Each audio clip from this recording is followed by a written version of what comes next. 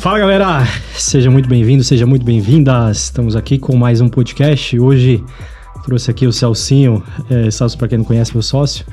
Tem algumas empresas aí, a gente vai abordar sobre isso. E eu acho que tá todo mundo cansado de saber, mas fala aí quem é você. Bom, meu nome é Celso, eu sou empresário já desde 2010, sou pai do Theo e da Maia e gosto de carro. Acho que é isso, né? Um bom resumo. Pô, legal. Eu te conheci em 2009. Foi quando a gente... Eu não lembro quando a gente começou a faculdade. 2008. Foi 2008, 2009. 2010, eu acho, hein? 2010, 2011, 2012 eu comecei a pós. Pô, pode ser. E tu já tinha uma cabeça bem empreendedora, né? Eu lembro que você estava falando lá da clínica online. E era uma... Até mesmo falando de tecnologia. Era o ápice ali do HTML5, né? CSS3. E cada onde surgiu essa cabeça de empreender? Como que veio isso? Cara, eu acho que... Desde quando eu era pequeno, sabe? Eu lembro que quando... Eu tinha uns 5 aninhos, eu ganhei uma escrivaninha, né? E, pô, eu já me via ali sentado no escritório e trabalhando. Eu não tinha computador naquela época, tinha escrivaninha e tinha os exercícios que tinha que fazer da escolinha, né? Então, desde aquela época eu já me via, tipo, no escritório. E a parte de empreender pelo menos pra mim, eu não gosto de depender de pessoas. Nunca gostei de depender dos meus pais para me levar para algum lugar, nunca gostei de depender... não gosto de dependência. Isso, né... De chefe? Não é questão de chefe. É você depender de alguém, de uma pessoa, de uma situação. Eu acho que quando a gente se torna dependente, a gente se torna meio que escravo de algo, né? Então, se você, sei lá, é dependente químico, você tá sendo escravo de algo químico. Não necessariamente, né, uma droga, mas um remédio que seja. Você está sendo escravo disso. Se você depende financeiramente daquele emprego para poder sustentar a família, você está dependendo e você se submete a situações quando você... E empreender não é diferente. Acho que empreender você também acaba dependendo de clientes, da sua imagem. Você depende de colaboradores, mas você consegue... através, acho que o tema aqui vai ser liderança, através da liderança diminuir um pouco, não diminuir a dependência, mas diminuir um pouco o risco de você ficar na mão dos outros. Você consegue também ter mais autonomia e mais flexibilidade da vida, né? Por exemplo, eu sou CLT e hoje eu sinto isso, não consigo. Às vezes, 4 horas da tarde, preciso fazer isso com os meus filhos. Nem sempre dá. Então, acho que essa autonomia e flexibilidade, acho que traz bastante esse ponto. Exato. E, você precisa de uma independência financeira. Eu acho que o caminho mais fácil para você... Não é mais fácil. Vou corrigir. O mais rápido, né, o que pode vir a dar um resultado mais rápido, é você ter a sua própria empresa. Mas não é o mais fácil. É o mais doloroso, eu diria.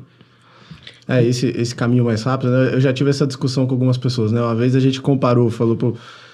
Mundo de empreender ou executivo, né? Qual que você ganha mais dinheiro? Sem dúvida, do empreendedorismo te dá a chance de ter uma independência financeira muito maior do que o mundo executivo. Mas quando a gente olha, dos empreendedores que se arriscam nessa jornada, sei lá, 5%, 10% vão ter sucesso. E acho que ainda tô chutando muito alto, né? Quando a gente olha para o executivo, a gente vai ter... Todo mundo que vira executivo, no geral, vai ganhar um dinheiro bom, mas nunca vai chegar perto do... Não, vai ter uma vida muito boa. Do empreendedor. Vai ter uma vida boa, mas não vai ter a autonomia e a flexibilidade da vida, né? Mas o mundo do empreendedorismo é uma jornada desafiadora, né? São poucas pessoas que conseguem chegar. E uma coisa que é legal da sua trajetória é que, além de você ter conseguido chegar, você conseguiu chegar muito bem, né? Quando a gente olha entre aqueles 5% que conseguem, você está no 0,5%, porque o que você construiu foi de muito sucesso, assim. Como que você vê essa trajetória? Porque o empreendedorismo é desafiador, muita gente para no caminho. O que você acha que foi o maior diferencial para você conseguir estar entre esse 0,5% que atingiu um sucesso muito grande? Olha, não é fácil. Tudo começou, eu diria que a gente está em 2025, né, o pessoal vê o resultado hoje, mas eu comecei em 2010. Antes mesmo eu já tinha algumas coisas que eu pensava em empreender, eu importava peça, na época, pelo eBay, né, peça de carro mesmo, e vendia em fórum. Nada que, foi algo que desse muito dinheiro, mas já testava, sabe? Tipo, se eu importar uma peça aqui, vendia, comprava, sei lá, pagava R$30 na peça, vendia por 60. E eu já achava isso legal. Não é algo que foi pra frente, mas lá na empresa eu comprava Gillette no eBay. Gillette, Mach 3. Comprava no eBay, comprava em lote, era muito barato, e eu revendia na empresa, porque a galera, mano, parecia máfia. A galera chegava e falava assim, ô, você consegue umas Gillette pra nós aí? O empreendedorismo já vem de cedo. Porque, tipo assim, eu via um negócio que dava... Oportunidade, eu comprei né? PSP. Eu comprei um PSP na época, o pessoal pagava R$700, eu consegui, foi a minha primeira importação. Primeira coisa que eu comprei, foi também no eBay, foi um PSP, mano. Eu paguei R$400. Na época, R$400 era muito dinheiro, estamos falando 2007. E eu paguei R$80 de imposto. Eu lembro muito disso porque era uma época que não tinha essa coisa de internet, né? Não tinha dropshipping, não tinha nada. Tipo assim, você tinha que ter coragem para comprar e acreditar que ia chegar, né? Mas você sabia se ia chegar ou não, né? Exatamente. Então, eu diria que começa lá atrás. Muito freelance, eu fiz muito freelance antes, né? Fazia muito site, muito sisteminha. Eu com 12 anos já fazia site, já fazia sisteminha. Com 14 anos eu comecei com estágio na Demel Ferramentas. Lá eu comecei a aprender mais a fundo o PHP, eu já dominava a parte de CGI, a parte de... a gente fazia site pra Dragon Ball, velho. Site de Dragon Ball Z. Então, o primeiro site que eu fiz eu tinha 10 anos. E aí, tipo assim, já tinha, né? A gente já sabia subir um fórum em PHP, né? Os bullet boards, que o pessoal chamava na época. Mano, eu sou da época do cjb.net, tipo, era um negócio muito antigo. E aí, enfim, foi evoluindo. E eu, né, tipo assim, comecei a empreender em 2010, né? Quando eu realmente, 2010 para 2011, eu fazia... Empreender de verdade mesmo. Eu fazia faculdade, tipo, eu trabalhava de dia e trabalhava de noite e fazia faculdade. Eu ia pra faculdade, encontrava o colocador lá, eu tava com o notebook programando. Já construindo suas coisas. Já fazendo. Naquela época eu não cheguei a ser sócio da empresa, eu ainda trabalhei, né, no Clínica Online por mais um ano e meio, sem ser sócio, full time. E aí, o dinheiro da empresa acabou e os caras me chamaram para ser sócio. Tipo assim, não tem como pagar, não tem o que fazer. Eu falei, bom, já tô aqui, bora, vamos aceitar ser sócio, aceitar o risco e ver o que dá. E dali foi só ladeira abaixo. Tipo, acabei com todas as minhas finanças, porque não tinha dinheiro, não tinha receita. E, sei lá, eu vivia com R$700 por mês, basicamente. E, várias vezes aconteceram casos que eu nunca vou esquecer. Teve um cara... que o Marcel é irmão do Thiago. Ele confirma essa história. Que o cara chegou e... eu tentando empreender, tentando fazer as coisas. Chegou pro Marcel no café, na época da Icon. Falou, eu já chamei o Celso de volta. Eu ganhava R$700. E o cara tinha me chamado pra eu ganhar 5 mil. Cara. Lá na Icon. E eu falei que não. Ele é um sonhador. Não, porque eu já tentei empreender, não é assim. Não dá dinheiro assim, não é fácil. Ele já cai na realidade. E, tipo assim, você vê que ele faz parte dos que desistiram no meio do caminho. Porque não acreditou. Não é fácil. Mano, eu passei... Não é que eu passei fome, é só aquela vontade de estar, tipo, com fome, meia-noite. Você queria comer alguma coisa, não tinha dinheiro pra comprar um Big Mac, pra sair pra comprar alguma coisa. Tem que optar pelo miojo mesmo. Mas isso nem comi. Porque quando a gente empreende, normalmente a gente passa por momentos difíceis. De, vou ganhar menos dinheiro, eu vou reduzir minha renda. Muitas vezes, dependendo do momento que você tá, você vai ficar sem renda. E durante muito tempo. Eu fiquei sem conta no banco. E você fica, exatamente. Mas você tava em um momento da sua vida que você conseguia fazer isso, né? Por exemplo, eu tenho 3 filhos, você tem filho também. Você acha que existe um time certo para se arriscar desse jeito? Por exemplo, se você tivesse já com filho, será que era o momento que você conseguiria se arriscar desse jeito? Eu nunca... Hoje eu sou pai, eu amo ser pai. Mas eu nunca queria ser pai. Tipo assim, não queria ser pai cedo. Porque eu vejo o quanto isso privou meus pais, né? Meu pai trabalhou na Volks por todos os anos, sei lá. Entrou com 14 anos no Senai e com 17 já estava indo trabalhar na Volks. Minha mãe ficou em casa cuidando da gente. Então eu vi, e tipo assim, eles não viajaram, eles foram viajar, o que eu consegui proporcionar para eles para viajar para os Estados Unidos foi agora, que eu consegui levar eles para Disney faz 2 anos. Mas tipo assim, eu vi que eles privaram muito a vida deles em prol de dar pra gente um futuro. E não seria diferente se eu fosse pai, sabe? A gente já tá focado em dar o melhor para crescer e educar os filhos. E tá tudo bem, porque eu acho que aí a gente entra no empreendedorismo, né, da família, porque todo mundo que hoje tem família e não consegue largar tudo para empreender, cara, é super aceitável, super normal. O ideal é realmente tentar aos poucos, de forma mais conservadora, porque ninguém pode colocar a família em risco, sabe? Eu não sou a favor disso, eu não sou a favor do cara estar arriscando o aluguel e para deixar, às vezes, o filho sem comida. Não, isso aí não existe. Isso aí é sonhar demais. Mas uma coisa, com certeza, é que a necessidade faz a gente buscar um meio, um jeito, Sem da dúvidas. motivação pra gente querer trabalhar, pra a gente querer fazer. Então, mas com certeza o nível de dificuldade ele aumenta muito. Na época eu era solteiro, eu tinha uma namorada que era da Rússia. A russa. A Rússia veio morar comigo no Brasil. Tu chegou aí pra lá, né? Fui pra lá algumas vezes, mas ela veio pro Brasil pra morar comigo. E, cara, foi... Como que eu posso dizer? Foi uma baita de uma experiência, mas eu tinha que colocar comida em casa também, né? Porque a Rússia tinha que comer. Tipo, eu tinha que dar meus pulos ali. Não tinha mas um eu fazia filho, mas fila. uma russa. Tinha uma russa. Mas, tipo assim, eu... Cara, você começou a namorar uma russa. Deixa essa aí pra uma outra história. Mas assim, basicamente, óbvio que eu fazia alguns freelas, né? Além dos R$700, eu fazia site, fazia algumas coisas pra conseguir alavancar recurso. E, tipo, às vezes pingava, pô, a cada 2 meses, sei lá, fazia um site, ganhava 3 mil. Tipo, não estamos Na época falando... era bom, né? Pô, 3 mil. Era bom pra caramba. Bom pra caramba. Ainda mais pra mim, ganhava R$700, velho. Pô, pingava 3 mil, eu ficava feliz pra caramba. Pingou 3 mil, vou pra Rússia. Pô, imagina, velho. Eu com 14 anos... Com 14 anos eu ganhava R$700 no meu estágio. Tipo, 14 pra 15 anos. Pô, era grana pra caramba. Tudo bem, eu usava o meu próprio salário pra pagar a condução e tudo mais. Mas isso era bom pra caramba. Eu não tinha nem terminado o ensino médio. Aí você imagina, tipo, sei lá, 10 anos depois, praticamente, né? Sei lá... 8 anos depois, eu tá ganhando a mesma coisa, só que com uma inflação ali em cima. Tipo, puta, é um puta downgrade. Mano, cartão de crédito eu perdi, tipo, eu me ferrei, fiquei com o nome negativado, mas faz parte da história. E tu acha que tem o lance também da obsessão? Porque, cara, eu acho que tem esse viés do empreendedor, né? E a maioria dos empreendedores que não existe é porque tem uma obsessão de fazer uma parada dar certo. Eu acho tem que... muito a ver com a cabeça do programador também, né? Tem que ser obcecado. Você tem que olhar para aquilo e falar, eu vou fazer e vai dar certo. Você tem que acreditar. Eu acho que você tem que ter fé, não a fé religiosa, mas quem tem fé religiosa tenha também, não é esse o ponto, mas você tem que ter fé no que você está fazendo. Você tem que acreditar no que você está fazendo, acreditar que vai dar certo, né? Porque muitas vezes, se você olhar todas as variáveis ali no meio do caminho, você já desiste, que é o que o pessoal larga no meio do caminho. Sim.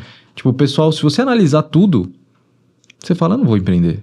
Não vai dar certo. Você vê que muita gente vai Tem empreender muito colocando um desafio. deadline, né? Eu vou gastar até aqui. Pô, se chegar aqui e não der certo, eu paro. Mas eu não digo nem o deadline de gastar, mas tem as pessoas que pensam assim, mas tem as pessoas que... Porque eu acho que você não pode ser meio termo, você não pode querer empreender na louca. Tipo, falar assim, eu quero montar um negócio e foda-se, vamos ver o que vai dar. E também não pode ser mega controlador. Tanto Sim. que, e eu acredito que... Isso é um chute que eu tô dando agora.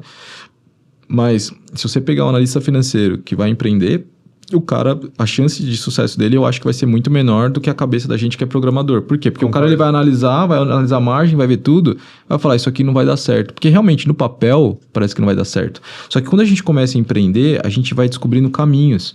Tipo, pô, isso aqui tá dando certo, isso aqui não tá, isso aqui deu mais margem, isso aqui não deu. E aí você vai se ajustando. Vai pivotando Vai conforme... pivotando. Se você olhar numa planilha, ou a planilha vai estar muito errada, falando que você vai ficar bilionário, e é o que normalmente acontece, ou ela vai falar que você vai falir em 3 meses. Então, tipo, o pessoal ou arrisca demais, tipo, se frustra, tanto que eu sou totalmente contra a planilha de Excel. Na época, o meu sócio, ele pegava e trazia as planilhas, eu só fechava assim, ó, bonitinho no notebook dele e falava, cara, isso aqui é projeção, isso aqui não aconteceu, isso aqui é futuro. O mundo pode acontecer várias coisas, isso nunca pode acontecer. Vamos olhar para a realidade, o que a gente de fato vai ter de entrega. A gente tem que olhar para o futuro, a gente tem que planejar algo que, né, tem que pensar sim no futuro, mas vamos pensar aqui no presente com o que a gente tem hoje de caixa para poder atuar. Mas empreender é desafiador, a cabeça do programador ajuda muito. Tanto que não é à toa que os maiores que a gente tem hoje, Bill Gates, Elon Musk,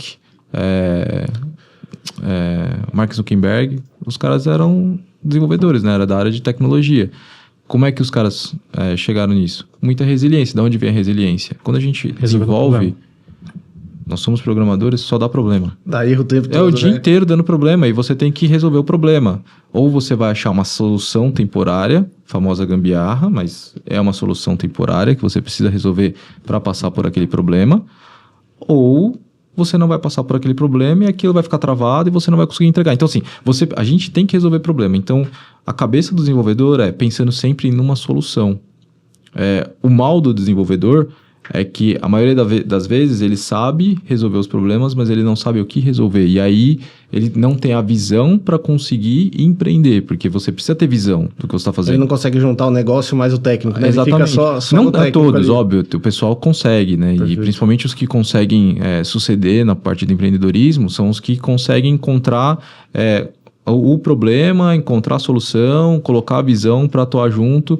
E você tem que ter uma visão de negócio também, né? Não é só, tipo, eu tenho um problema, tenho uma solução, resolvi. Não, você tem que entender de modelo de negócio, tem que fazer outras coisas. Mas isso vem com outras matérias acadêmicas, né? Não é só a parte de desenvolvimento. No mundo corporativo não é muito diferente, assim, né? Eu fui desenvolvedor muitos anos, fui crescendo, e o que eu percebo os desenvolvedores que entram na empresa e crescem são justamente os que criam visão de negócio. São os que conseguem subir ali gerente, head, CTO. Quando o cara sai só do técnico, ele consegue ver oportunidades e empreender dentro da empresa. Você, por ter sido desenvolvedor e ainda é desenvolvedor, você conseguiu caminhar sozinho, eu imagino, durante muito tempo, programando, lançando, sem precisar ter um time. Qual foi o momento que você olhou e falou assim, agora eu preciso ter um time, esse negócio vai dar certo ou já deu certo? Como que foi esse momento? Olha, é bem desafiador. Eu posso dizer que na parte de desenvolvimento eu sou um cara bem centralizador, né? Hoje não, hoje já mudou bastante. Mas eu era um cara bem centralizador, era um cara que gostava de acompanhar muito o processo. Isso me deu bagagem para poder discutir hoje com o meu time as coisas que eles estão fazendo. Vejo que muitos desafios que eles passam eu já passei e eu consigo ajudar eles. E com isso eu consigo até inspirar eles, porque eles sabem que eles têm uma referência para poder contar. Então é muito diferente de você pegar, não que seja errado, mas você pega uma pessoa que é formada em administração só e ela não tem o viés técnico e ela tenta liderar um time técnico. Cara, é muito totalmente diferente. muito difícil, porque o time técnico... Porque assim, a pessoa... O técnico... Pô, eu sou desenvolvedor. Eu vou olhar e falar assim, tá, beleza, eu já sei a ideia, ou eu tenho a ideia. Por que eu preciso de você? Eu consigo ir e desenvolver. Ele não tem a visão do... Pô, realmente o cara... Eu preciso dele porque ele vai ajudar a escalar. Normalmente o desenvolvedor ele vai precisar de alguém comercial para poder vender. É isso. É isso aí. Mas ele não precisa de um cara formado em administração, por exemplo. Ou ele precisa de um cara de negócio para ajudar a desenvolver o negócio ali. O que é um negócio? É a regra do negócio, como que o negócio funciona, o modelo de negócio. Quando a gente fala negócio, é mais amplo, é mais complexo. Então, como que eu posso dizer? O desenvolvedor, ele consegue sim entregar, mas ele precisa ter... Como que eu posso dizer? Como que eu posso colocar aqui o termo? Ele vai precisar ter a visão de negócio. E aí, quando eu monto minha equipe, eu tento passar para eles a visão de negócio, né, que foi o diferencial. Eu não conseguia ter a comunicação com uma equipe de desenvolvedor. Tipo, eu não conseguia falar a mesma linguagem que eles. Por quê? Porque como eu meio que trilhei um caminho sozinho, desenvolvendo, cara, eu não estava habituado à linguagem de mercado, à comunicação de mercado, às ferramentas de mercado. Tipo, pô, eu sempre tentava usar GitHub, eu não conseguia usar GitHub. Você fala, gente, pelo amor de Deus. Muitas vezes era mais rápido você consegue mesmo resolver, né? Eu caio nessa situação. Sim, tipo, pô, até hoje o pessoal quer que eu use o Visual Studio. Eu não consigo usar o Visual Studio. Eu uso Notepad++. Eu sou habituado ao Notepad++. Eu sei que a galera dá risada disso, mas eu não consigo me habituar. Tipo, uma coisa que eu tento instalar, o negócio é lento e não vai. Eu não consigo. De verdade, realmente eu não consigo. Talvez eu precise parar e estudar um pouquinho mais e entender como que funciona, mas eu não consigo. Eu não consigo. Tipo, calma, não é que eu não consigo, né? Mas aí a gente... Tipo assim, eu não tive tempo ainda de chegar e estudar para usar o VS Code. Aí a gente entra num ponto que é... O que é importante, né? A entrega ou a ferramenta que você usa? Porque se a gente for parar para analisar, hoje a gente tem um excesso de ferramenta que, inclusive, atrapalha a gente colocar código em produção. Porque, poxa, um exemplo, você coloca um desenvolvedor numa empresa, o onboard dele às vezes demora um mês. Então, pô, você tem um mês para o cara se ambientar, instalar todas as ferramentas, para chegar lá mais um mês para o cara colocar um código em produção. Sim. O que acaba atrapalhando. Muito. Então, se você tem... Metodologia ágil, né? Nossa, entrar nesse assunto aí, você já sabe a minha opinião, né? Mas, enfim... também é complexo você pegar um banco, pega o Itaú aí, tem quantos mil desenvolvedores? 12 mil agora. Tem que ter processo. Cara, se você não tem processo, todo mundo instala o que quiser. Não. Ferrou. Isso. Mas em times enxutos, né, para você começar, eu acho que você não precisa desse excesso de ferramentas. Não precisa. De novo, eu acho que tudo, né, para quem não é de tecnologia, e eu olhando de fora, porque eu nunca participei, vamos falar assim, da fábrica de software ali, né? De estar usando uma esteira de desenvolvimento. Eu nunca participei disso, mas olhando de fora, é uma fábrica, porque você tem as ferramentas, você tem a pessoa que está desenvolvendo, a pessoa que cuida o DevOps, que cuida do ambiente de infraestrutura, o deploy. Você tem várias etapas ali que é tudo organizado para garantir qualidade e entrega na ponta e que não vai dar pau. E o que acontece? Dá pau. Dá problema. Por isso que até eu não acredito tanto na metodologia ágil, porque eu acho que ela é lenta. Porque tem coisas que você consegue subir, atividades que você consegue fazer, coisas que você consegue testar que deveria ser rápido. E eu uso até um exemplo que uma vez a gente precisava... teve um request de um cliente nosso, era uma demanda muito simples. Eles precisavam, tô chutando, fazer download de um arquivo que a gente já fazia via FTP, e eles precisavam disso via SFTP. Um negócio relativamente bem simples. Cai na sprint e entrega daqui a 15 dias. Irmão, o negócio demorou um mês para os caras entregarem. Eu nem ia falar, mas eu vou falar. Eu sou um dos maiores críticos da metodologia ágil. Para mim, ela burocratiza e, na verdade, ela gera uma fábrica de impedimentos. Eu já usei esse termo com você, uma fábrica de impedimentos dos desenvolvedores ali. Mas, tipo, isso é o tipo de coisa... mas eu falo para vocês, assim, tipo, é o tipo de coisa que, vamos lá, a gente sobe em 15 minutos, gente. Isso eu concordo. Pelo amor de Deus, qual o impacto que eu Aquele modo antigo de fazer, de vamos pegar, vamos priorizar, vamos testar. Caralho, priorizar 15 minutos. Não, pelo amor de Deus. Gente, faz aí, testa, sobe, quebrou, não, beleza, pronto, entregou. Quebrou, ajusta e sobe de novo. Só que aí entra naquela coisa que os desenvolvedores, eles são quadrados. Eles são colocados em processos, porque o processo funciona. Sim. Né? O procedimento, ele existe por um motivo. Se ele é rápido ou devagar, só eu sei, que, mas ele funciona. ao mesmo tempo, ele limita... ele está limitando o desenvolvedor a pensar. Quando eu comecei, a gente estava falando sobre empreender em empresas, quando eu comecei a empreender na Super Downloads, porque eu saí da Icon e fui para Super Downloads, lá eu entrei com um viés muito mais, eu vou tratar isso aqui como se eu fosse o dono. E as tarefas que eu pegava, eu olhava a tarefa e falava, tá, deixa eu entender o que eu estou fazendo. Esse era o primeiro ponto. Segundo ponto, dessa tarefa aqui, o que eu posso aproveitar e já fazer e trazer mais valor para a empresa, né, e para o usuário. Eu comecei a pensar muito no usuário.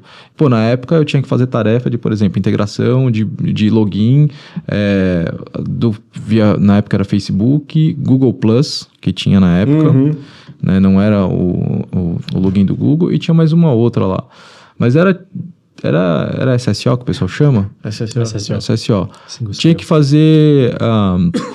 a integração lá, eu cuidei disso. Eu falava, pô, por que a gente não coloca aqui pelo Twitter? Não tá aqui na tarefa, mas eu já consigo fazer pensando, se não for subir agora, eu já vou deixar preparado para subir com o Twitter quando a gente tiver tudo pronto.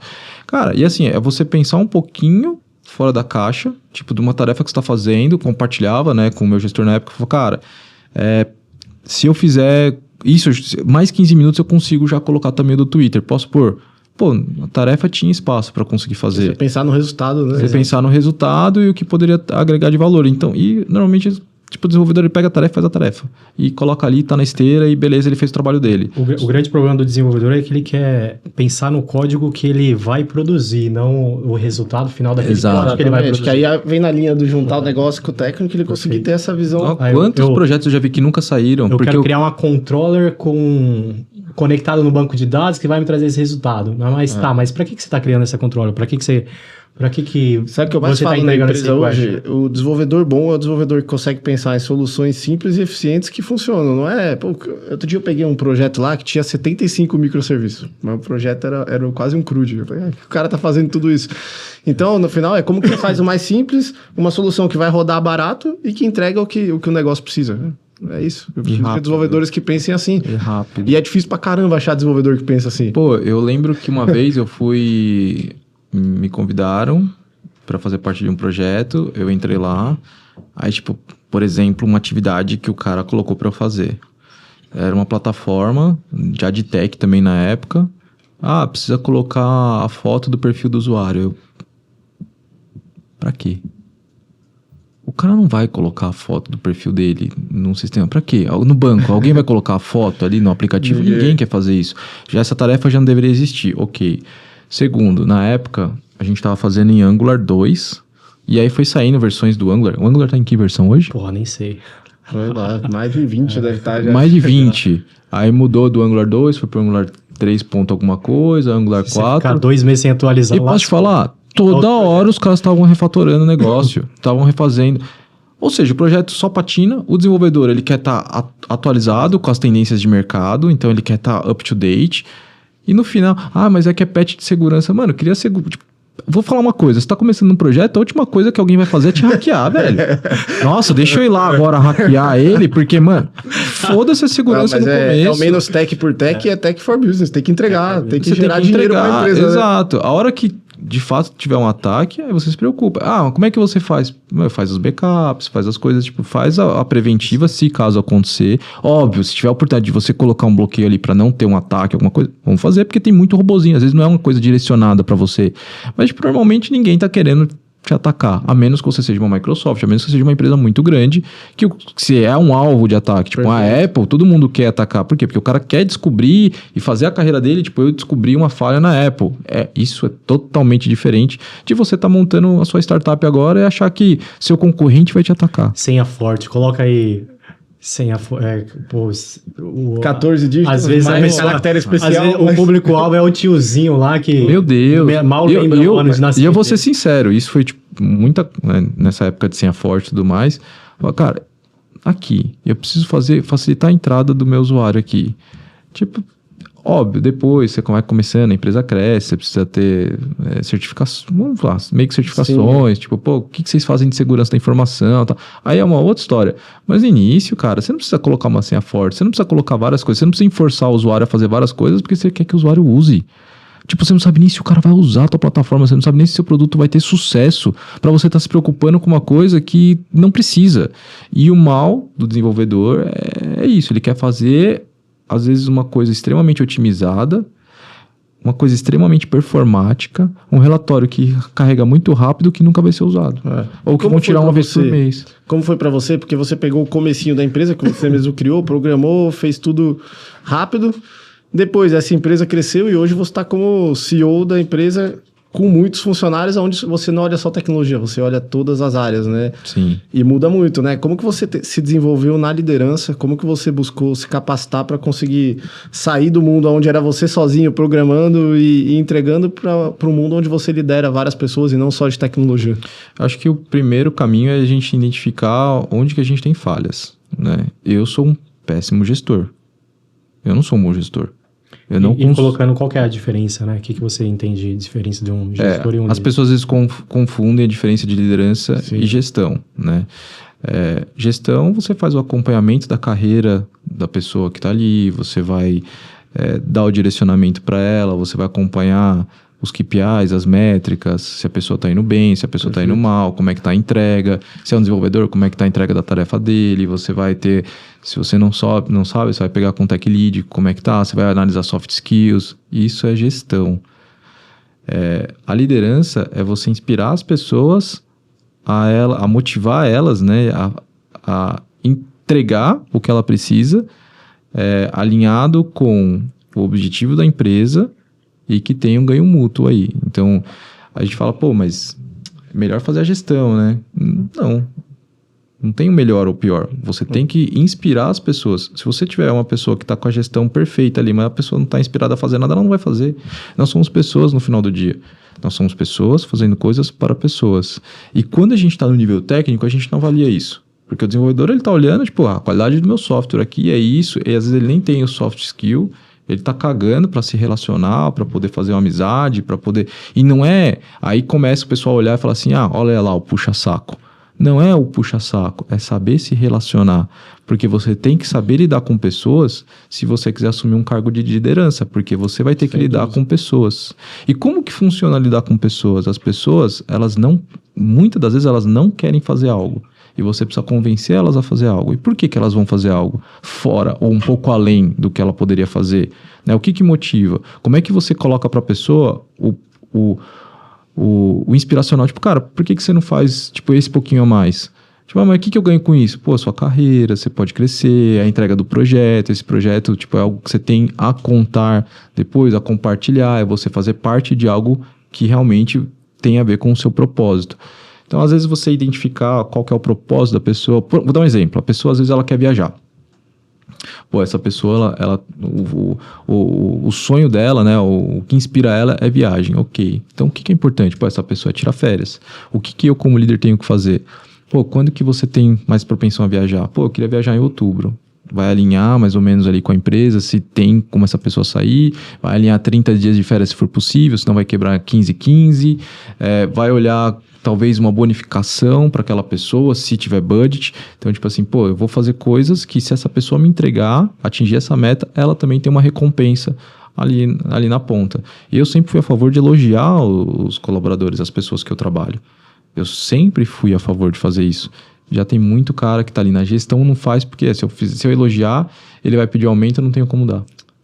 De fato, a liderança é muito mais importante. Isso que você falou é bem legal, porque eu, no mundo executivo hoje, a primeira coisa que eu penso eu preciso gerar em todo mundo a vontade de crescer, a vontade de fazer mais. E é difícil você gerar, tem gente que não quer crescer, mas tá ali e quer fazer o trabalho. Você precisa estar, de alguma forma, gerando essa vontade de crescer. E outra coisa toda a meta que eu ponho para as pessoas, eu tenho que fazer ela enxergar não só um ganho para a empresa, mas um ganho para ela, em algum momento. Porque se ela não acordar e for trabalhar pensando que ela vai ganhar alguma coisa, que não além do salário dela, obviamente, mas que ela vai crescer, ou que ela vai atingir um propósito, como você falou, dificilmente ela trabalha bem. Ela se limita. Ela vai entra na zona de conforto e acabou ali. Às vezes não é nem zona de conforto. Ela fala, vou fazer o básico, já estou ganhando meu salário, a empresa é estável e tá tudo certo. E aí a pessoa não quer ir além. E ela não vai, porque...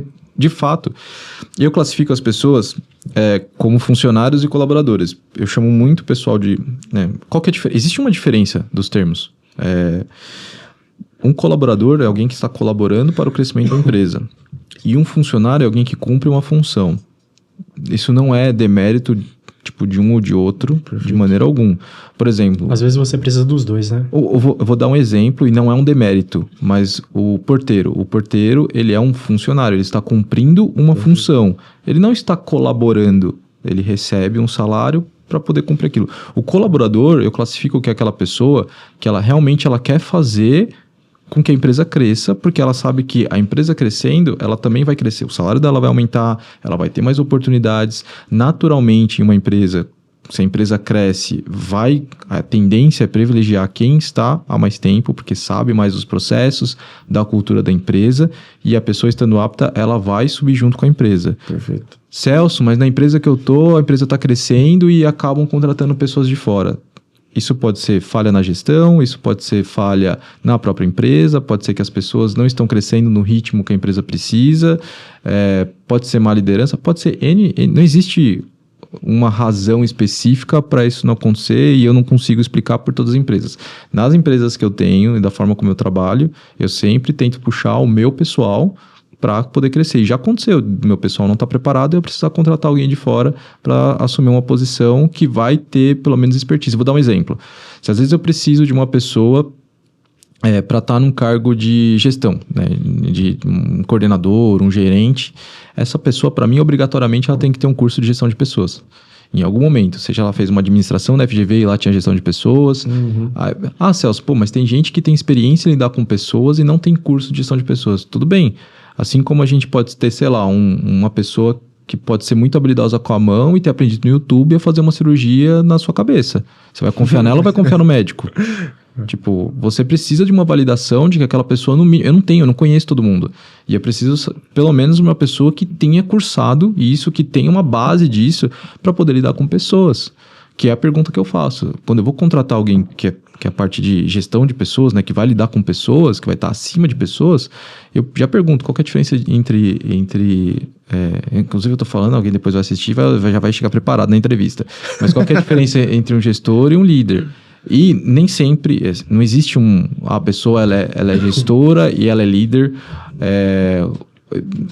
Vai ter um equilíbrio ali. Às vezes a pessoa é mais líder do que gestor, mas depende do cargo, eu preciso que a pessoa seja mais gestor do que líder. Aí você fala, como assim, Celso? Não, eu preciso que acompanhe, que faça a gestão da carreira daquela pessoa. Nível de maturidade que a área tá, né? Para aquela pessoa crescer, exatamente. Então, não existe certo e errado, mas, obviamente, se a gente tem um gestor que também é líder, isso é ótimo, porque vai conseguir inspirar o pessoal e tem que inspirar o pessoal, né? A liderança, ela pode vir por uma liderança de entender pessoas. Isso não significa ser bonzinho, isso não significa falar sim para tudo.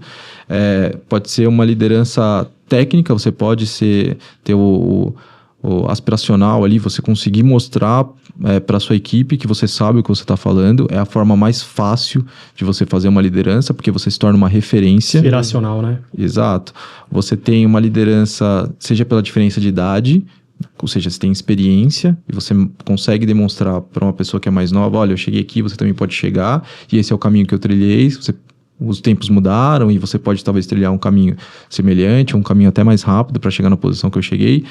Tudo isso vai depender muito do momento da empresa, de quem está ali na liderança, de quem que são os liderados, como que é a equipe, mas eu diria que não tem uma coisa que é tipo assim, tem um equilíbrio certo. Se o cara é gestor e consegue ser líder, isso é ótimo. Se não, pelo menos ele conseguindo fazer a parte de gestão e acompanhando a carreira da pessoa, acompanhando as tarefas, acompanhando se ela está entregando, isso já é um bom sinal. É que eu tenho um case legal para trazer disso que você comentou, porque quando eu entrei na seguradora, eu tinha um gap de liderança. Eu precisava ter líderes ali. E aí todos os gestores que eu contratei, gerente, coordenador, era todo mundo com conhecimento técnico. Eu trouxe um monte de especialista 2, especialista 3, coloquei tudo na posição de gestor. E isso durante um ano foi ótimo, porque eu gerei uma liderança forte, a galera virou referência, a gente entregou tudo. Quando a maturidade cresceu, eu comecei a sentir falta da galera acompanhar a métrica, da galera criar processo e de fazer gestão mesmo. Falar, vou planejar aqui e a gente vai entregar. E aí eu tinha que formar a galera, eu tinha que misturar com outros gestores para isso ir acontecendo. E foi, por isso que eu acho que é muito nível de maturidade, assim. Hoje eu tenho para mim, eu só contrato lideranças da minha estrutura de tecnologia que são técnicas. Senão eu não contrato, porque para mim Mas aí, o lado líder é importante. Tem um desafio aí que o gestor, ou até mesmo a liderança técnica, ele é muito literal, né? Então às vezes ele não sai muito da caixa. Para um exemplo, você vai falar valores para um desenvolvedor, ele tá cagando. O desenvolvedor, ele quer lá o clean code, né? Quer ler todas as páginas do clean code. Então, mas ele tá cagando porque ninguém nunca chegou e explicou para ele o que são os valores. Perfeito. Ninguém nunca chegou e conversou para ele o que é a parte conceitual, por que você tem uma missão, o que é o negócio. Porque ele não estudou isso. E realmente para mim não é diferente, tá? Na época que me falavam de missão, visão, valor, eu falava, enfia no cu isso aí ninguém aplica. Isso daí fica bonito na parede da empresa, porque as empresas que eu trabalhei, elas não enforçavam isso, não enforçavam a cultura. Porque missão, visão e valor, tudo isso reflete em cultura. Agora, se você já vem de um lugar que trabalha, que eles aplicam e que eles levam isso a sério e que aí você consegue colocar de fato na cabeça. E muitas das vezes, missão, visão, valor, o CEO às vezes ele até colocou, só que não vai descendo e não chega lá na ponta. Às vezes chega na... Tipo assim, de novo, a culpa sempre vai ser do CEO ou do dono da empresa. Porque ele que tem que conseguir criar um ambiente onde os liderados por ele consigam seguir aquela cultura, fazer aquela cultura perpetuar até chegar na base. Ou quebrando esse meio do caminho e falando direto com o pessoal que está na base, né, que eu falo base, não é menosprezando, é porque a gente tem uma pirâmide, sim. Né, hierarquia, e você tem o pessoal, né, a diretoria, e você tem o operacional. Você precisa chegar na equipe e conversar com ela, ouvir as dores e conseguir explicar o porquê que as coisas acontecem, porque muitas vezes eles não sabem. E aí existe o questionamento da empresa, por que a empresa está fazendo, para que caminho que a empresa está indo, porque não está claro para eles. É difícil, às vezes a informação não chega lá na ponta. Mas uma parada que a gente sempre negligenciou nessa área técnica é a formação, né, e o treinamento, e vem muito disso. Então, ter essas agendas de treinamento com o CEO, com a parte estratégica e tática, né, para o operacional, desenvolvedor, um exemplo, é importante. Eu vi uma frase, né, do Bernardinho lá, que é o técnico da seleção brasileira de vôlei, que tem dois momentos ali que ele fica na quadra, né? Tem um momento que ele tá berrando e ele tá cobrando, e tem um momento que ele tá tranquilo. E aí foram perguntar pra ele o porquê, né, dessas duas situações. Uma, ele fala, pô, se eu treinei, eu cobro. Se eu não treino, eu não tenho como cobrar. E é muito disso, né? Às vezes o desenvolvedor, ele acaba sendo muito literal, e a gente como cabeça, como desenvolvedor, também às vezes é literal, né? E às vezes acha que outras pessoas vão fazer a gente acha que ela vai fazer o que tá ali pra ser feito, mas não. Às vezes você precisa de treinamento, você precisa de direcionar. Pô, você precisa ir Coloca o desenvolvedor para lidar com a galera de marketing. Não, fudeu. Porque a galera de marketing são ideias abstratas. O desenvolvedor, ele precisa colocar... lógico, é difícil pra caramba. Cara, não bate. As ideias deles não batem. A conversa é tipo, pô, como é que eu tô fazendo o negócio aqui? Minha entrega, ela tem como ser validada. E a sua? vai ficar que nem aquele cara lá. Lembra quando eu era desenvolvedor e eu caí num brainstorming com a galera de marketing? Eu lembrei agora. Puta, é possível. Na cabeça do desenvolvedor, como que é aquele meme lá? Você é burro. Não, porque... E, de novo, o desenvolvedor não vai entender. Assim como o cara do marketing não entende o que o desenvolvedor está fazendo, porque lá é um monte de código. E ele não vai entender o cara de marketing, que ele está pensando muito mais no lado de como atrair um lead para depois o pessoal de vendas conseguir converter aquele cliente e tudo mais. Ele não vai entender. Porque, como assim atrair? Como é que você convence a pessoa a vir para o site? Tipo, ele não vai entender. Mas eu vejo muito que hoje em dia, pelo menos na minha equipe, os desenvolvedores eles estão muito mais abertos a soft skill. Antigamente era muito mais fechado. Tipo, a tecnologia agora está cada vez mais dentro do negócio também, né? Na verdade, o negócio virou a tecnologia, né? Sem tecnologia, quase nenhuma empresa vai vender, vai escalar, vai oferecer... Tem uma ameaçazinha aí, né? Isso foi um dos benefícios. Tem umas LLM chegando aí, né? Um chat GPT que tá facilitando. Ele passa a entender negócio e contexto, ou ele vai estar com problemas nos próximos anos, porque ele não vai deixar de fazer código, mas ele vai fazer a curadoria do código, e se ele não souber contar o negócio para IA e para LLM, ele não vai conseguir sair do outro lado. Então, acho que vai ser um movimento natural. A tecnologia está mais dentro do negócio e agora o dev vai ter que conhecer o negócio para poder... Mas isso foi um dos benefícios da própria agilidade. A squad, os chapters... eu não consigo ver benefício da agilidade. Cara, antigamente você pega o modelo cascata. Mas concordo, você juntou todo mundo ali, né? No você tem um cara de negócio ali falando o que precisa ser feito. Então, isso foi um dos benefícios benefícios que esse modelo de squad, da agilidade. Ele gerou... E como foi para você, aí voltando para o empreendedorismo, você fez a empresa crescer muito, foi um negócio bem sucedido e em algum momento você vendeu e fez o exit, né? Sim.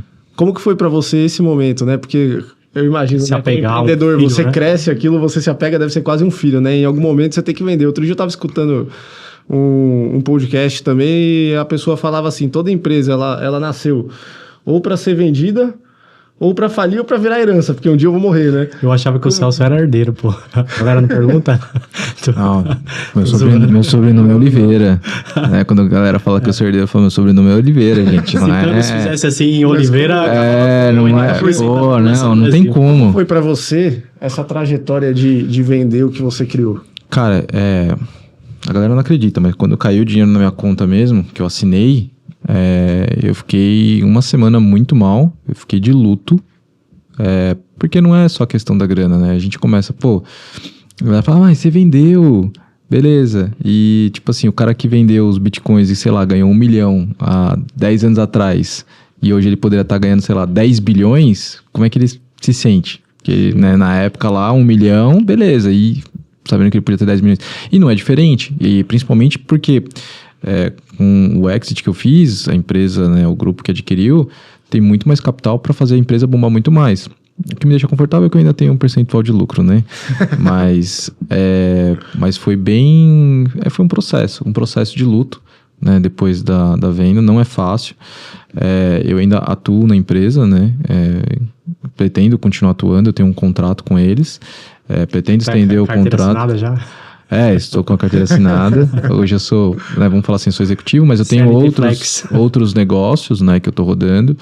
É muito flexível, continua como... Né, a minha jornada é como empreendedor, eu não preciso ficar 8 horas por dia no escritório.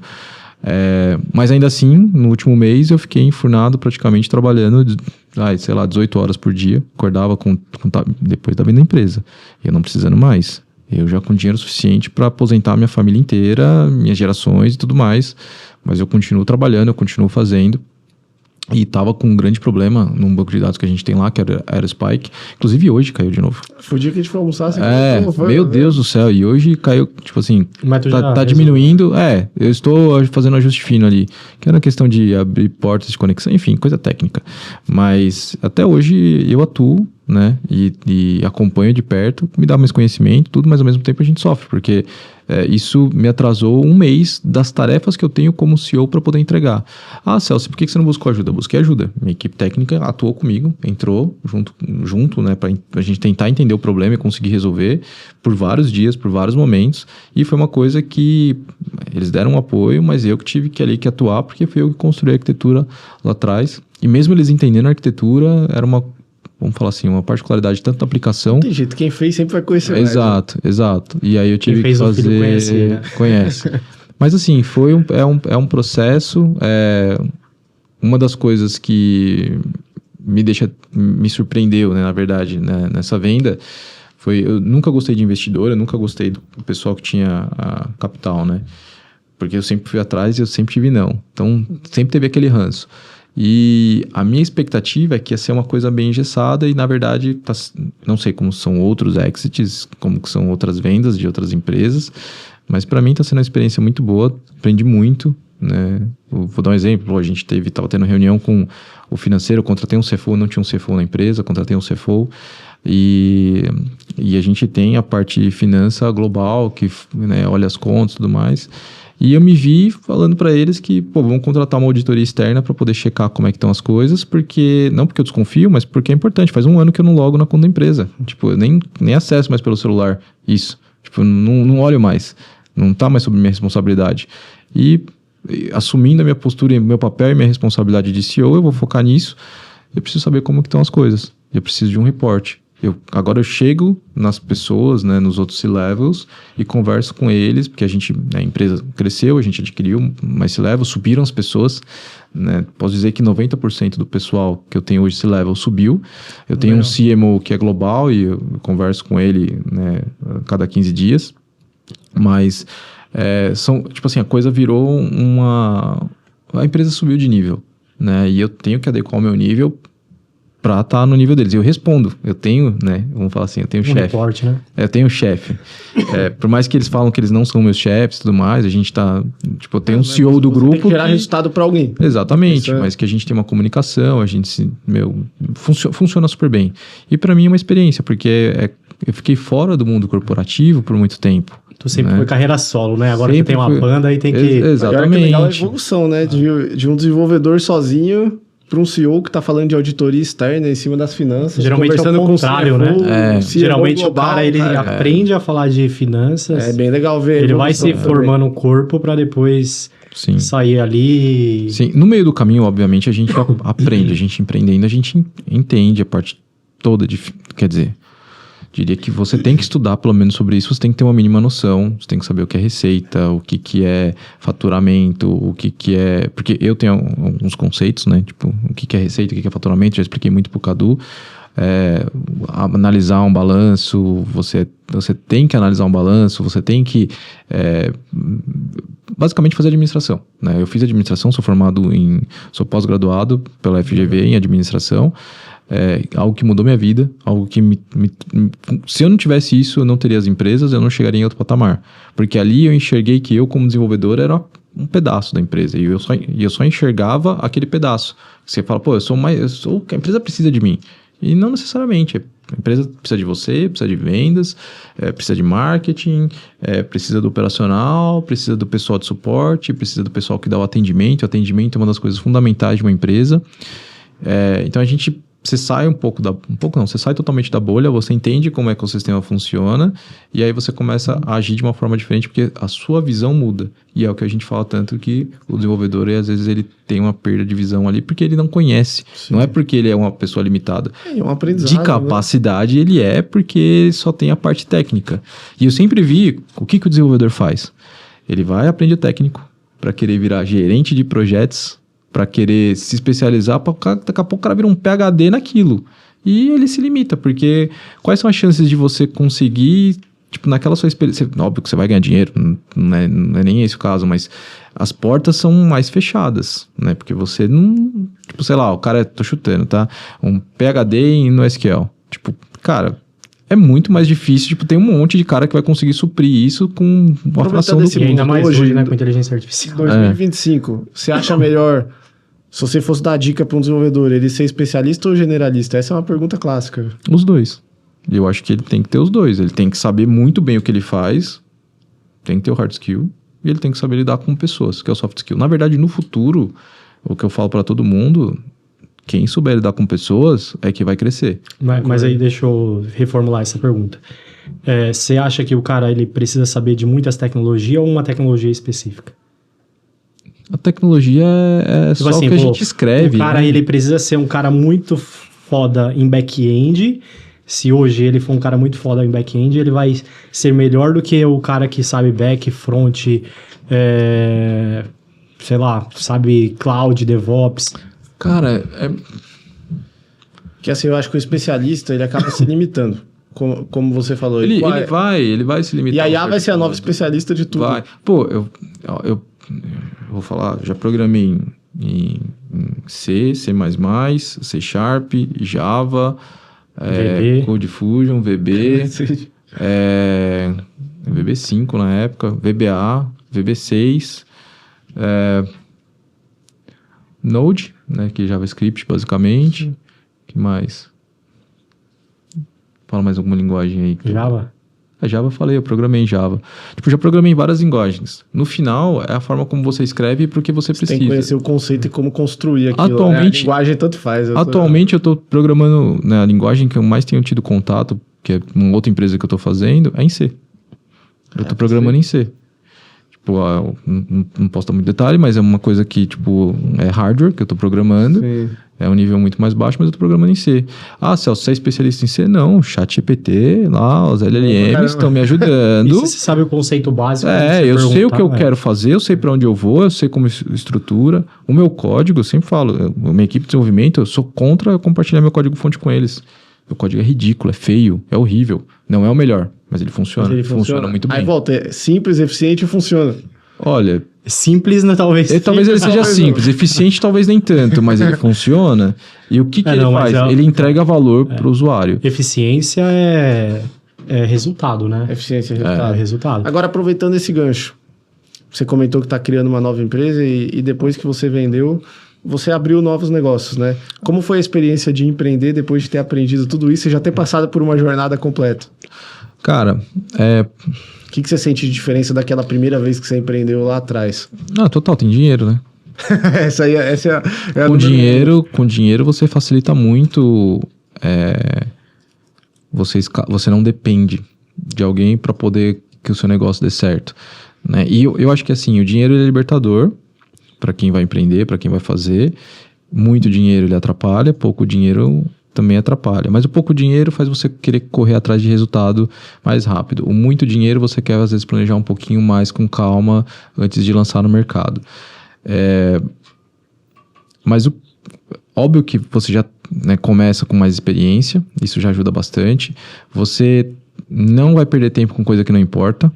Então, tipo, você fala assim, cara, vamos primeiro testar a ideia, depois a gente vê de abrir o CNPJ, de fazer. Vamos ver primeiro se isso aqui tem tração. Não preciso de um ambiente de produção? Não, eu nunca tive ambiente de produção. Ambiente de produção sempre, quer dizer, homologação, né? Não, Eu tenho um ambiente sempre foi produção. O ambiente sempre foi produção. Pior que você criava uma pastinha separada ali, né? Esse aqui é teste. Cara, depois de muito tempo, quando eu tinha um outro menino me ajudando, eu joguei um servidor ali, ele desenvolvia nesse de homologação e jogava no de produção, copiava e colava, não tinha nem... Até hoje não tem Git lá, porque é um sistema legado e que ele vai morrer. Mas assim, tipo, às vezes a gente precisa validar a ideia, validar se isso vai dar certo. Faz um PDF aí, vamos fazer uma apresentação. Tenta vender. Conseguimos vender, tem tração. Ótimo, agora a gente vai entrar nisso. Porque o que o pessoal se perde muito? O pessoal quer desenvolver o produto. O pessoal quer ter o produto pronto, aí você já perdeu o time de tudo, você já gastou dinheiro para você chegar no mercado e o mercado fala, não é isso. E como que o mercado fala, não é isso? O mercado ele não compra, ou o seu preço está errado, ou ele não vai se pagar. Agora, o que você precisa? Você precisa encontrar uma demanda que você vai atender. E aí que entra a parte dos executivos. O que um executivo, ele tem sucesso também em empreender? Ele deve estar numa área, normalmente, que ele conhece outras pessoas, ele conhece do negócio, ele consegue subir muito mais fácil, porque ele vai chegar a conectar pessoas, conectar ideias, ele viu uma necessidade ali que as pessoas não estão suprindo ou alguma coisa, e aí ele vai conseguir montar toda uma cadeia para que a coisa funcione, que não é rápido, mas talvez ele consiga. Ele vive a dor no dia a dia dele e ele conhece pessoas, né? Exatamente. Tem um executivo que empreende quando você aposenta ali. E funciona bem. Por quê? Você, que a gente tá falando sobre, vai começar depois de ter filho ou no começo? Cara, os dois é sofrimento, né? Sim. No caso, tem mais risco, obviamente, quando você tem um filho, que você largar e tudo mais. Mas, tipo assim, você empreender...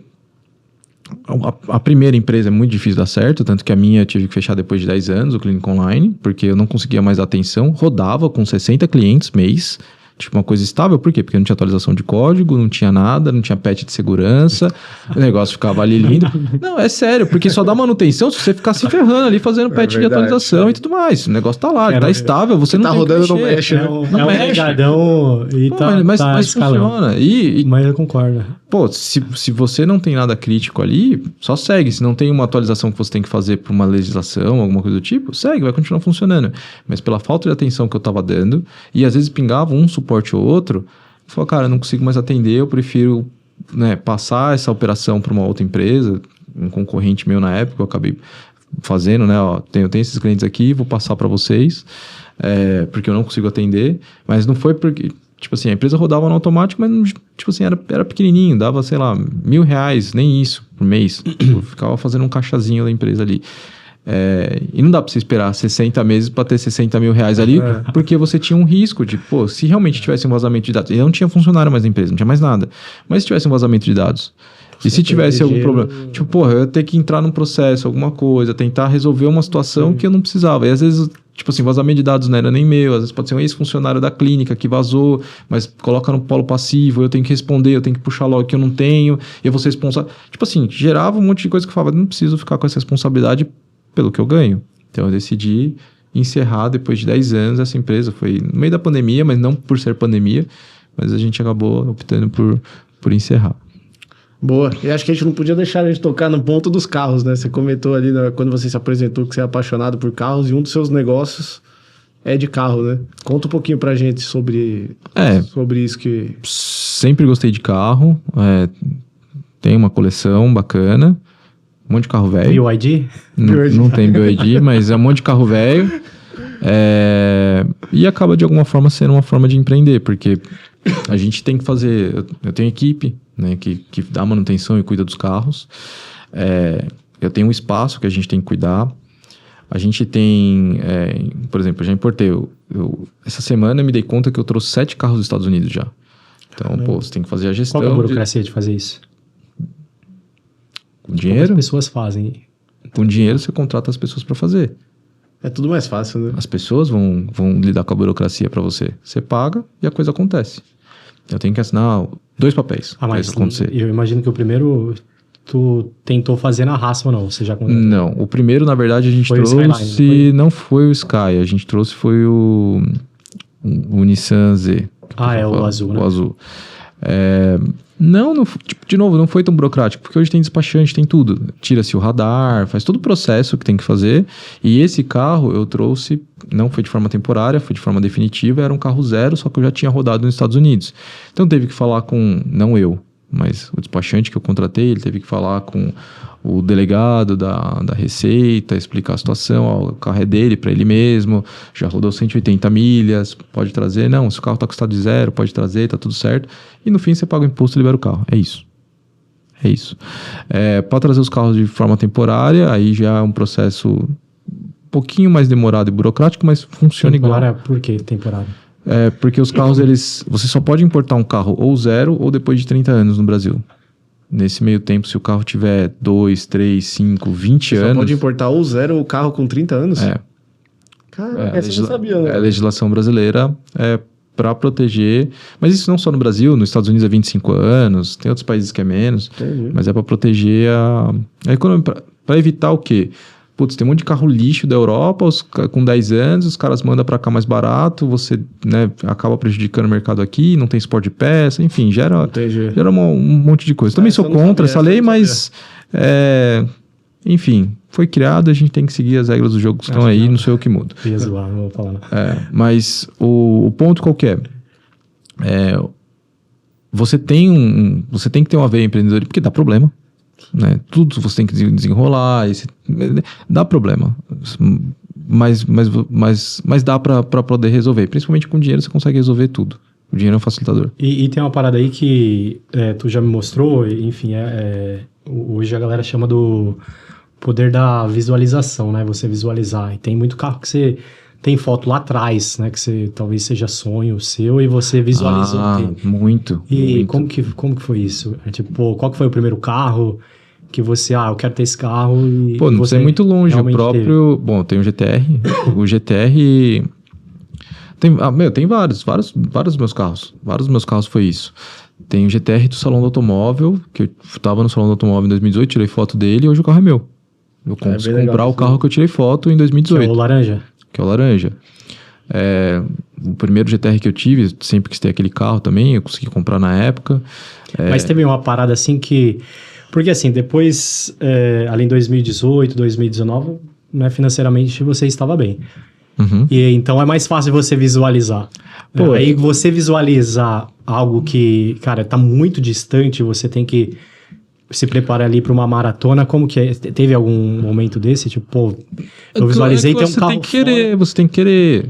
Fala, Celso, eu quero, mas eu tô chutando, tá? Vendo bala no farol.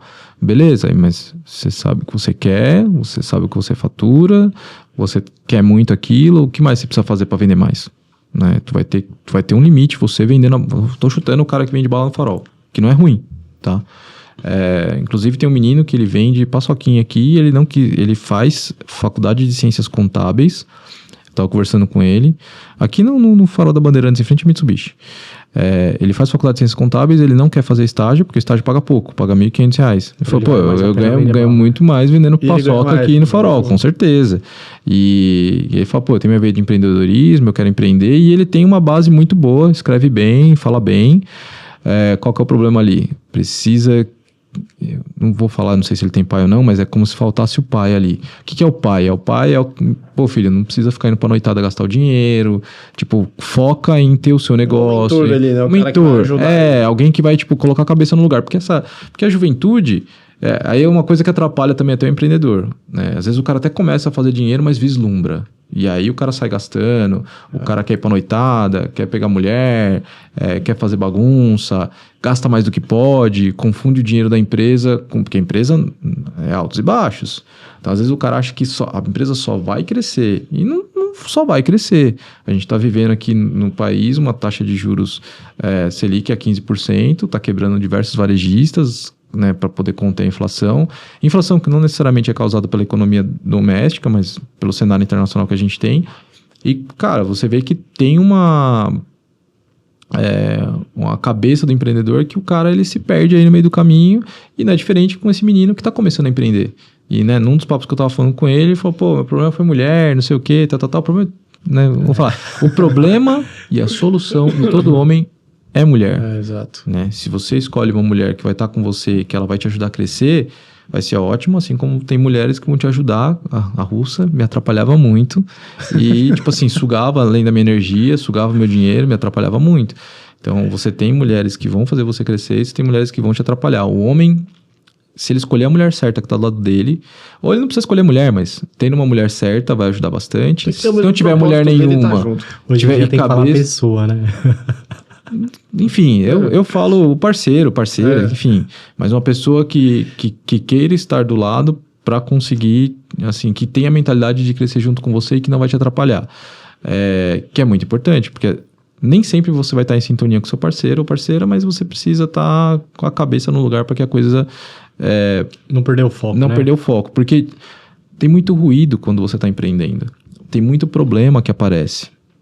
Tem muita coisa que acontece e você tem que tirar o ruído, né? Seja uma distração que aparece ou um problema que não era para resolver, que vai se resolver sozinho, e focar no que realmente vai fazer a empresa crescer, ou que você vai ter um retorno maior financeiro. E a galera não entende isso, que é o senso de urgência. Às vezes, e senso de urgência ele não é uma constante.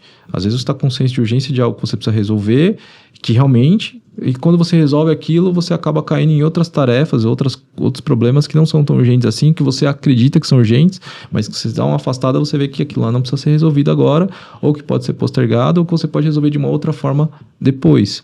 E é aí que às vezes também o empreendedor se perde. Mas essa base da galera da gente ter a visão que a gente estava falando, eu postei, algumas coisas que aconteceram, e a lei da atração, eu acredito que ela funciona muito.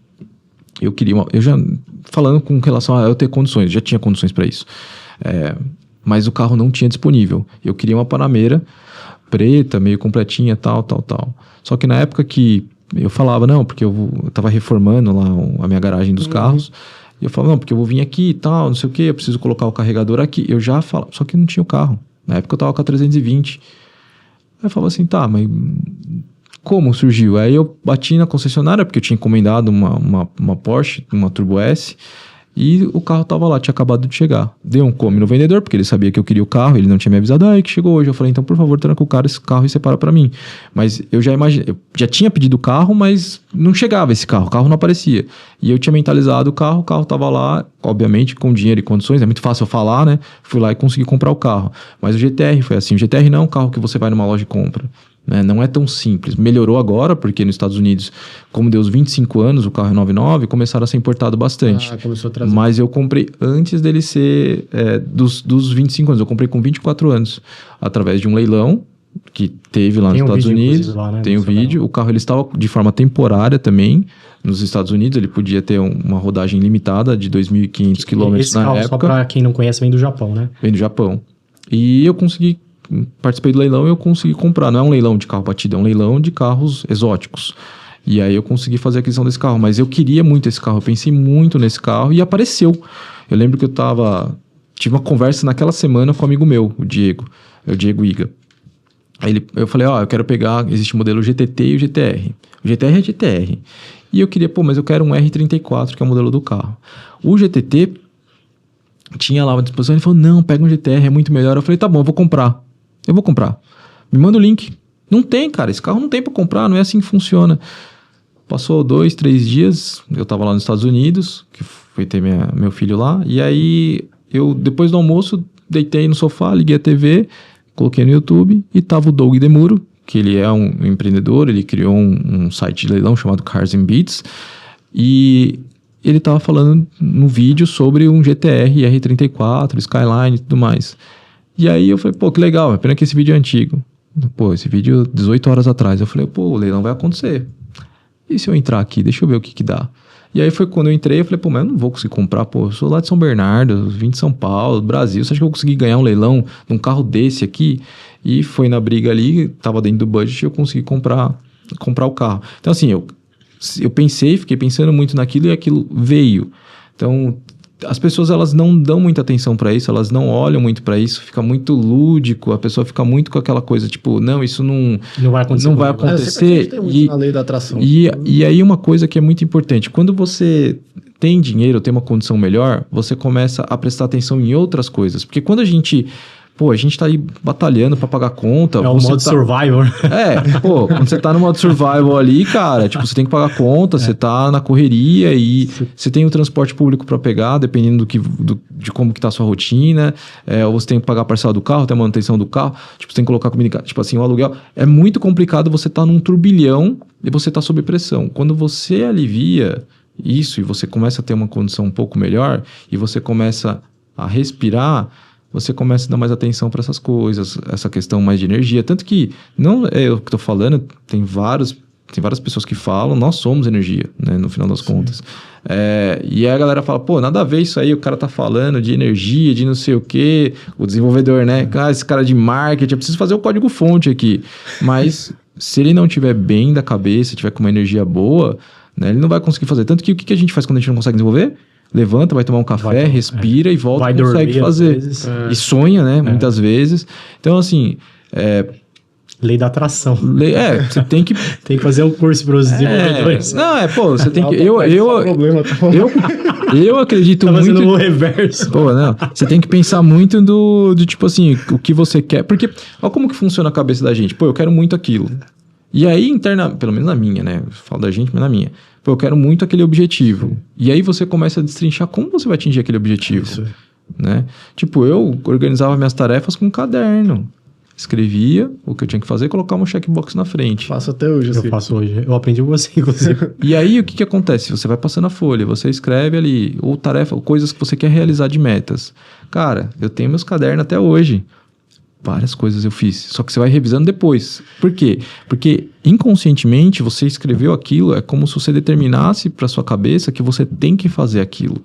Então, eu poderia pegar e colocar num tablet, colocar numa nota do celular, você esquece, isso aí distrai. O caderno tá ali do seu lado falando para você. Aquilo não acaba a internet, não acaba a tinta, não te distrai, não tem notificação. E tá ali, ó. Você não preencheu esse quadradinho branco. Então aquilo, você consegue olhar para aquilo e falar assim, eu tenho que fazer, eu estou devendo. E você sabe que se você não fizer, você está procrastinando e aquilo é uma forma de você organizar suas tarefas. Você não tem que entrar no Monday, você não tem que entrar no Trello. É responsabilidade com você mesmo. Exatamente. Então você imagina, que é o que eu falo da metodologia ágil. Metodologias têm que existir, mas nem sempre é ágil porque é uma coisa que se distrai muito fácil. Tipo, os papeizinhos lá no Kanban, aquilo funciona pra caramba. Por quê? Porque é visível, tá ali, não caiu a internet. Depois não gira, ninguém abre. Ninguém abre. E, tipo, de verdade, se aquilo tá ali por algum motivo, é porque funciona. Sim. Então, a galera tem que fazer autogestão, tem que ter um objetivo, do objetivo você vai destrinchando como é que você atinge ele e você tem que mentalizar. Muitas das vezes, eu falava as coisas que eu ia fazer, não tô pensando, sei lá, tô chutando, não sei um exemplo que eu posso dar, mas eu sempre falei pro Cadu, vai acontecer isso, vou fazer isso, vou fazer isso, vou fazer isso, até que acontecia. E não é, tipo assim, não é falar e não fazer, né? Não ter atitude. Eu falava, mas eu também tinha atitude para que aquela coisa acontecesse. E você vai tirando as coisas do papel, as coisas vão acontecendo, você vai desenrolando as coisas conforme você... Teve uma coisa que eu fiz, né, falando da Rússia. Eu nunca tinha viajado de avião, eu nunca tinha viajado para fora do Brasil, e eu precisava visitar ela porque, eu conheci ela pela internet. Vou resumir. E aí eu queria encontrar com ela, não tinha nem passaporte. Isso era janeiro e eu já tinha comprado a passagem para viajar em fevereiro. Falei assim, eu vou, foda-se. Na Rússia. Aí que eu fiz? Eu cheguei né, pra pegar meu passaporte, eu agendei lá, só que não ia dar tempo do negócio ficar pronto. Aí eu meti o louco, falei que uma russa tinha vindo pro Brasil, que eu tinha engravidado ela, que o ela tava bravo lá em dezembro, não sei o quê, e eu tinha que ir pra lá. Pedi passaporte de emergência. Os caras emitiram o passaporte de emergência. Aí tive que comprar passagem, tive que fazer não sei o quê, comecei a fazer várias coisas que me forçou a meio que empreender aquela coisa de sair do Brasil e ir pra Rússia pra poder enfrentar. Só foi cair minha ficha, que eu já tava, na hora que eu tava chegando na Rússia mesmo. Que eu falei assim, caralho, o que eu tô fazendo aqui? E é meio que... Né, tive que fazer muita coisa acontecer, organizar, comprar passagem dela, coisa que eu nunca tinha feito. Como é que gerenciei? Como é que eu trago a Rússia pro Brasil? A gente vai ter que passar em Dubai na volta. Como é que eu faço? Ela tem que ter visto, eu não preciso de visto. Você começa a pensar num monte de coisa, mas eu queria tanto aquilo que eu fiz aquilo acontecer. Porque eu quis aquilo. E eu tinha colocado no meu bloco de notas 30 coisas para fazer antes dos 30, e uma das coisas estava viajar para fora do Brasil. Conscientemente. 6 meses antes eu tinha feito isso. Viajar para fora do Brasil, conhecer uma estrangeira. Eu tinha colocado e aí a coisa, funcionou, sabe? Foi se desenrolando. Mas, de fato, quando você coloca no papel, as coisas vão. Porque quando você não tem objetivo e quando você não sabe exatamente o que você quer, primeiro você perde o foco. Você começa a querer fazer um monte de coisa e se perde. Eu acho que a lei da atração funciona um pouco por isso, porque você começa a mentalizar aquilo e aquilo te faz planejar, te faz correr atrás e te faz de verdade, fazer etapa por etapa para você chegar lá. Você dedica foco. Entendeu? Eu tô expandindo ali o meu... a área, né? A garagem onde ficam os carros. E em cima ficava um pessoal que vendia moto elétrica. E para mim era um grande risco, porque o seguro que tem ali, tanto o meu quanto o de cima, cobre 2 milhões cada um. 2 milhões é um GTR. O patrimônio que eu tenho ali embaixo, não dá pra... Não. Né? Aí eu falei assim, eu preciso pegar aqui em cima. Aí eu chamei o João, que é o zelador lá, falei, João, eu preciso pegar aqui em cima. Ele falou, rapaz, os caras vão sair dia 20 de setembro. Eu falei, então já reserva, já assina um contrato comigo. Então, assim, foi uma coisa de que eu queria e os caras também já estavam para sair, eu já falei, já reservou, já resolveu, mas eu já tava com aquilo na cabeça. Ali, já tava, eu preciso, porque, o aluguel daquilo é como se fosse um seguro para mim e eu precisava de mais espaço, a coisa tá expandindo e eu quero pegar o andar de cima e já tô pensando no outro andar, porque é de uma outra empresa que eu vou fazer que eu preciso armazenar coisas. E qual que é o seu objetivo com esse projeto aí? Cara, tudo começou porque eu queria precisava de um lugar para fazer manutenção. Olha como as coisas não sempre são planilhadas. Eu precisava de um lugar para poder dar manutenção nos meus carros, né? Porque eu tinha muito carro e os carros ficavam espalhados. Ficava 4 aqui, um na oficina ali, tudo. Você começa a perder os carros, perder de vista e você não tem tanta noção do que você tem. Então, quando eu coloquei todos os carros juntos, falei, caralho, que da hora, velho. Aí você começa a ter dimensão das coisas que você tem. Então, o primeiro objetivo foi esse. Foi organizar a manutenção dos meus carros, eu fazer manutenção dos meus carros, que eu adoro fazer manutenção, é meu hobby. O meu lazer é eu ir lá e mexer e trabalhar. Esse é meu lazer. Esse foi o primeiro ponto. Aí o segundo ponto começou a se tornar um ponto que, tipo assim, coleção e tudo mais. Eu tenho um dos carros lá que é bem exclusivo, que é um Corolla 86. O pessoal aluga para feiras e eventos. É aquele que a gente quase morreu. É aquele que a gente quase morreu. Que entrou gás dentro. Eu já arrumei o escapamento. Fechou, entrando fumaça e escapamento dentro do carro, enfim. Aquele carro é todo podre. Mas é um carro que já me retornou 40 mil Trueno, só de alugar para feiras e eventos. Então, assim, é o carro mais velho e é o carro que mais trouxe retorno até agora. E aí, a ideia minha agora é produzir camisetas série limitadas. A pessoa comprou a camiseta, ela ganha visita para ir lá no galpão. As 10 primeiras eu quero pegar a pessoa, não importa onde ela estiver. Tipo, eu pago a passagem pra pessoa vir. Mas você vai trazer a pessoa lá de, sei lá, João Pessoa, vai pagar 3 mil na passagem. Vou. Vem cá, vem conhecer a garagem. Fazer algo totalmente diferente. Não é pensando só no dinheiro. Porque depois isso vai dar retorno de uma outra forma. De quem é o Celso, a marca, o que eu tô fazendo, pra onde eu tô indo. E tem outras coisas que eu tô fazendo também no meio, né?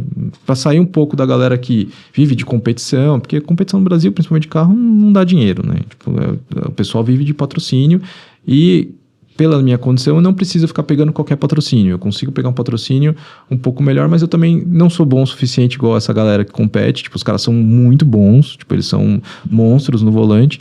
Eu não vou competir com eles ou como eles. Eu prefiro manter e gera muita intriga, muita coisa. Eu prefiro manter um clima saudável com todo mundo. E conseguir receber todo mundo lá na minha garagem. Às vezes fazer um conteúdo. Recentemente eu fiz uma gravação para Gazoo Racing, né, para Toyota, foi muito legal, foi uma experiência de influenciador. Então, tipo assim, eu não imaginava a Lubrax também tá contratando a gente para poder gravar um comercial dentro do meu espaço. Legal. Então, você vai aparecendo, abrindo portas que eu nem imaginava, que não foi esse o propósito, e começa a te gerar receita, né? Que o pessoal fala, quando você tem dinheiro, atrai dinheiro. Atrai, mas você colocaria o que eu coloquei de carro ali para poder gerar essa receita agora? Não, tipo, eu tenho os carros porque eu gosto dos carros, mas se eu conseguir fazer dinheiro com isso, por que investir, não? Tem que trabalhar muito, Exato. Tem que ter um propósito, né? Não é Exato. Só ter o dinheiro, né? O dinheiro vai te ajudar. Acho que eu não tenho dúvida que o dinheiro vai, é um facilitador. É essencial. O dinheiro é um facilitador. Mas você também precisa trabalhar e ter um bom propósito do que você quer fazer. Né? Sim. Cara, a gente já deu o tempo aí. Quer fazer mais alguma pergunta, Bruno?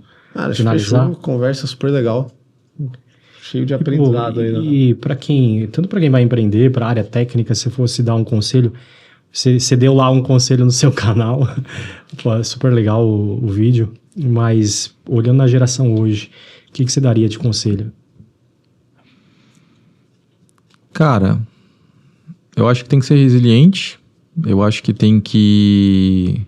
Quando a gente fala de resiliência, todo mundo é resiliente, né? Todo mundo fala, não, tem que aguentar bastante pancada. Não é fácil. Você vai ter muitas noites sem dormir, vai querer desistir muitas vezes. É o que todo mundo meio que já fala, sabe? Você não precisa comprar um curso para ouvir o básico. Vai fazer faculdade. Trabalha. Tipo, se você não sabe ainda o que fazer, continua procurando. Coloca na cabeça. Eu, quando vendi a empresa, eu não sabia o que montar. Não sabia. Hoje eu já tô com 5 coisas rodando. Mas tipo, eu tinha dinheiro e não sabia onde investir. Hoje eu já sei onde investir, eu sei onde colocar, eu sei o que fazer. Então, assim, você tem que ter um propósito. Eu acho que é a primeira coisa. Tem que ter o que te move. Dinheiro não é impedimento. Você tem que saber alguma coisa técnica. Se você é um administrador e você não tem network, né? Se você só tem administração e você não tem um networking, você não é nada. Vai atrás de um conhecimento técnico, saiba alguma coisa. Você tem que conhecer algo. Você tem que conhecer de um modelo de negócio. Tem que ter uma vantagem. Não adianta você chegar e falar assim, eu tenho uma ideia. Aí você chega e conta para um desenvolvedor e vai falar, tá, e para que eu preciso de você então para rodar isso aí? Você vai me trazer venda? O desenvolvedor não é idiota. Ele não é bobo. Então você tem que ter um apelo para você conseguir montar um negócio. Se você é desenvolvedor e você não tiver visão, aí você vai precisar do cara da administração, pro cara te trazer a visão e o modelo de negócio. Mas não tem segredo, não tem atalho. Tipo, eu vejo que a galera... Tem muito cara que vende curso prometendo atalhos e o cara, se baseia no que o cara tem. Tem muitos deles, né? Tem.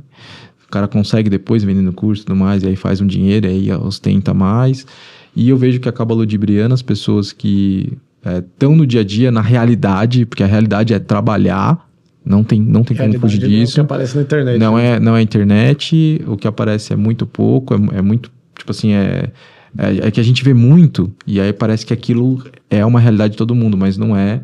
Óbvio que você vai ter amigos que viajam, vai ter amigos que conquistam, mas tipo assim, às vezes o cara que comprou uma Porsche, o cara comprou a Porsche financiada, ostentou com a Porsche, já vendeu para não pagar o IPVA, porque o IPVA é 40 pau, e o cara vende antes de chegar compra já com o IPVA pago e vende antes de chegar o IPVA, é o que eu mais vejo. Tipo assim, é difícil ter alguém que fala assim, não, esse cara ele tem dinheiro na conta. Esse cara, ele não é o cara que está ostentando, ele está parecendo que tem dinheiro. É muito difícil. Então, não acredita no que vem na internet. A dica que eu dou, você está com a ideia, você acredita naquilo, você vai empreender. Não precisa ficar olhando o concorrente também toda hora. Foca no teu. Ouve teu cliente. Teu cliente vai te falar o que você precisa melhorar sempre. Saiba lidar com pessoas. Isso é muito importante. Faça a parte técnica. Crie um ciclo. É isso. Esse é o segredo. Mas tem que trabalhar e estudar. Não tenho a capacidade, não sei. Estuda. Hoje tem vídeo na internet. O ChatGPT te ensina. Tipo, você não precisa ficar aí também, tipo, não precisa pagar curso para ninguém. Quer dizer, tem cursos que são muito bons, são valiosos, não é isso que eu quero dizer, mas, tipo assim, cuidado para quem promete que você vai ficar rico fácil, porque não existe isso. Não existe atalho. Celso, obrigado. Compartilhou muita coisa legal. Super trajetória, parabéns por toda a trajetória. Obrigado por estar aí. E deixa o like lá, se inscreve no canal. Eu acho que esse vai ser bom, né? Sem dúvida. Isso aí, galera. Segue a gente lá. Valeu, até a próxima. Valeu.